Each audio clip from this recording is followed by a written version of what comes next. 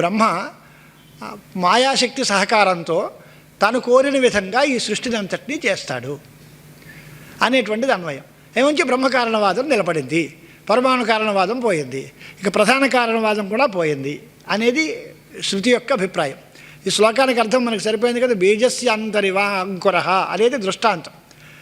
తర్వాత ప్రాంగ్ నిర్వికల్పం ఆసీత్ అంటే ఇదివరకు నిర్వికల్పకంగా ఉంది అంటే నిర్వికల్పం సద్రూపమైన బ్రహ్మవస్తువు, దాని అందే జాతి గుణక్రియలు లేవు, అదే ఉంది. ఆ తర్వాత విచిత్రమైన జగత్తు ఎలా పుడుతోంది అంటే మాయా సహకారంతో, మాయా సంబంధంతో ఏర్పడిన దేశముల యొక్క కాలముల యొక్క సహకారం చేత ఏర్పడింది.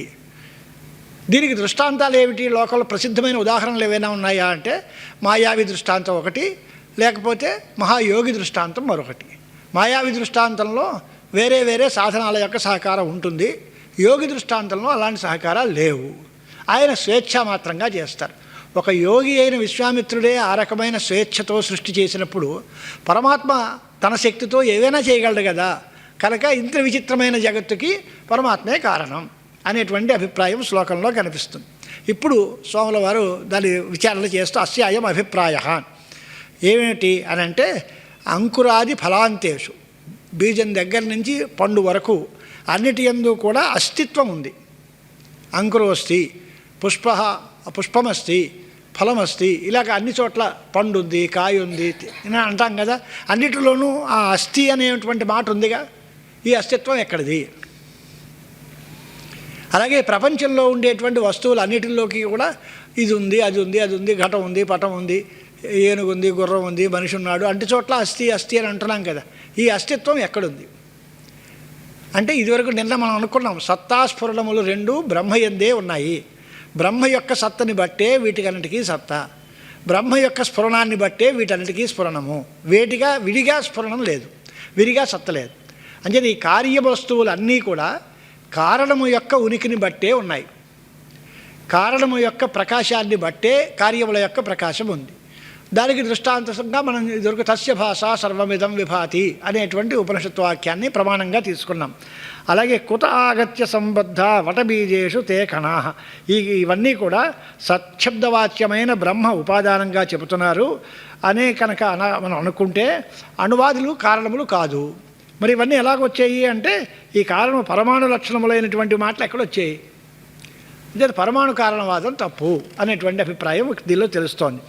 అలాగే కారణాంతర్గతం కార్యం ఇది సర్వైశ్చ సమ్మతం, కార్యము కారణమందు ఉంది అని ఇంకొక విశేషం కూడా గమనించాలి. తార్కికుల దగ్గర కారణం వేరు, కార్యం వేరు, కార్యకారణములకు భేదం చెప్తారు వాళ్ళు. మన వాళ్ళు కారణమునందే కార్యం ఉంది, కార్యకారణములకు అభేదం చెప్తాం. అంతా ఒకటే. కనుకనే సర్వం ఖల్విదం బ్రహ్మ అంట. అంతా బ్రహ్మమే అంటే కారణం బ్రహ్మ, సర్వము కార్యం. మరి అది వేరు ఇది వేరు అంటే మట్టి వేరు కొండ వేరు అని అంటే వేరు. కానీ కొండ మన్నేనో, మండికంటే వేరేగా కొండ లేదు. ఒక ఆకారంతో తయారైతే దానికి కొండ అని పిలిచాం అంతే తప్ప వస్తుతః ఉన్నది ఏమిటి అంటే మన్నే ఉంది. అలాగే బంగారం ఆభరణాలుగా తయారు చేసుకున్నాము అంటే ఆభరణాలన్నీ బంగారమే, బంగారం కంటే వేరే లేదు. ఒక ఆకారంతో కూర్చి దాన్ని గొలుసు అన్నాం, మరో ఆకారంతో కలిస్తే గాజులు అన్నాం, లేదా ఇంకో ఆకారంతో కలిస్తే ఇంకో వడ్డాణం అంటారు. ఏదో మార్పు, పేరు మార్పు. వాచారంభణం వికారో నామధేయం మృత్తికేత్యైవ సత్యం అనే మాట చెప్పారు కనుక కారణమే నిజమైనది, కార్యములు దాని యందు కల్పితములు, కార్యకారణములకు అభేదం. ఈ రెండు బ్రహ్మసూత్రాల్లో రెండు అధికరణాలు ఉన్నాయి. తదనన్యత్వం ఆరంభణ శబ్దాదిభ్య అని ఒక అధికరణం, ప్రకృతిశ్చ ప్రతిజ్ఞాదృష్టాంతానుపురోధాత్ అని మరో అధికరణం. వేదాంత ప్రతిజ్ఞ ఏమిటి అని అంటే వేదాంతములలో ఏక విజ్ఞానే సర్వ విజ్ఞానం అని ఉంది. ఒకదాన్ని తెలిస్తే అన్నీ తెలుస్తాయి. ఒక్క కారణం తెలిస్తే దానివల్ల పుట్టే కార్యాలన్నీ తెలుస్తాయి. బంగారం తెలిస్తే బంగారంతో తయారైన ఆభరణాలన్నీ తెలుస్తాయి. మట్టి తెలిస్తే మట్టితో తయారైన వస్తువులు, ఘటాది వస్తువులన్నీ తెలుస్తాయి. అలాగే ఒక్క బ్రహ్మ వస్తువుని తెలుసుకుంటే బ్రహ్మతో తయారైన అంటే బ్రహ్మయందు కల్పింపబడిన సమస్త ప్రపంచము మనకు తెలిసినట్టు అవుతుంది. ఏక విజ్ఞానే సర్వం విజ్ఞాతం భవతి అనేటువంటి ప్రతిజ్ఞ. ఈ ప్రతిజ్ఞ కుదరాలి అంటే ఒక్క బ్రహ్మే కారణము అంటేనే కుదురుతుంది తప్ప మట్టి కారణము అంటే మట్టితో తయారైన మాత్రం తెలుస్తాయి, తగమరి తెలియదు. పరమాణువులు కారణములు అంటే ఆ పరమాణువులు పార్థివ పరమాణువులు అనుకోండి, పృథివీ పరమాణువుల వల్ల తయారైనవి తెలుస్తాయి. జల పరమాణువులు అంటే దానివల్ల తయారైనవి మాత్రం తెలుస్తాయి. కానీ ఒకదాన్ని తెలుసుకుంటే అన్నీ తెలియడం అనేటువంటి మాట, ప్రతిజ్ఞ, దృష్టాంతం, ఈ రెండూ కూడా కుదరాలి అంటే అదే బ్రహ్మమే ప్రకృతి, బ్రహ్మమే నిమిత్త కారణం కూడా. అంచేత పరబ్రహ్మము వల్లనే ఈ జగత్తు ఇలా కనిపిస్తోంది. పరబ్రహ్మమే దీనికి ఉపాదాన కారణము, నిమిత్త కారణం కూడా అదే. అభిన్న నిమిత్తోపాదానం బ్రహ్మ అనేది ప్రకృతి అధికరణం అంటాం. ప్రకృతిశ్చ ప్రతిజ్ఞా దృష్టాంత అనుప్రోధాత్ అనే అధికరణంలో చెప్పారు.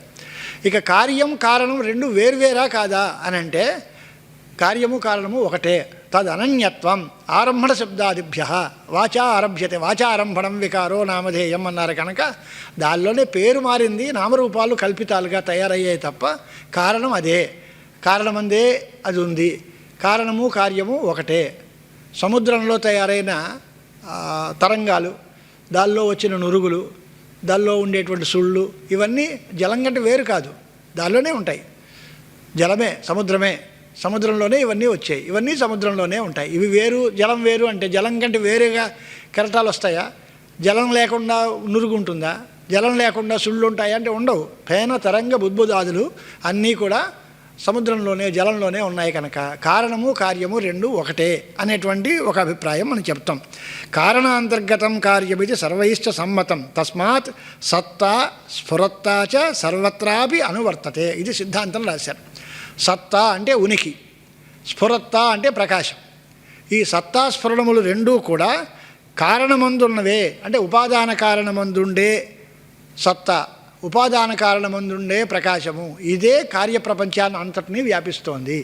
కానీ ఉపాదాన కారణం ఏది అంటే బ్రహ్మ అయితేనే సత్వం ఉంటుంది. తగిమ వాటికి సత్వమే లేదు. ఒక సద్రూపమైన వస్తువు బ్రహ్మే తప్ప తగిమాది లేదు. కాబట్టి బ్రహ్మకారణవాదమే మనకి పుష్కలంగా కనిపిస్తుంది. అలాగే గుణములు, కారణమందు ఉండే గుణాలు కార్యమందు వస్తాయి అన్నారు. అది ఎలా కుదురుతున్న తప్పు. ఒక పువ్వు వస్తుంది, పువ్వు కాయగా మారుతుంది, ఫలంగా, తర్వాత పండుగా పండుతుంది. అలాగే పాలు పెరుగుగా మారుతోంది. ఇప్పుడు దీనిలో విజాతీయములైన గుణాలు వస్తున్నాయిగా. పాలలో ఉండే గుణం వేరు, పెరుగులో ఉండే గుణం వేరు. పువ్వులో ఉండే గుణం వేరు, కాయలోనూ పండులోనూ ఉండే గుణం వేరు. మీరు కారణగుణాలే కార్యమందు వస్తాయి అనే మాట చెబితే అది అన్ని చోట్ల సరిపోదుగా. ఉపాదానత్వం వస్తుందే తప్ప సమాన స్వభావములు వస్తున్నాయే తప్ప ఈ గుణములే దాని ఎందు వస్తాయి అంటే అది ఉండదు కదా.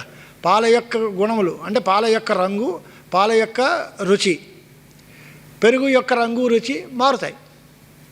అలాగే పువ్వు యొక్క రుచి, దాని ఎందుండే రంగు, పుష్పము యొక్క రంగు రుచి అనేది కార్యమైన ఫలమందు ఉండకపోవచ్చు.